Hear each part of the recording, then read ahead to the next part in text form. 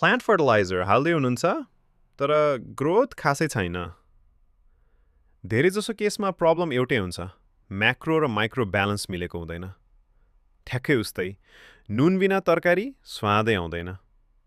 Macro fertiliser भनेको प्लान्टलाई धेरै चाहिने न्युट्रिएन्ट्स हो, जस्तै नाइट्रोजन, फस्फरस, पोट्यासियम। माइक्रो फर्टिलाइजर भनेको सानो मात्रा चाहिने आइरन, जिङ्क, म्याग्नेशियम जस्ता एलिमेन्ट्स। तर याद राख्नुहोस्, धेरै भए अमृत पनि विष हुन्छ। म्याक्रो कम भयो भने लिभ्स येलो हुन्छ, ग्रोथ स्लो हुन्छ।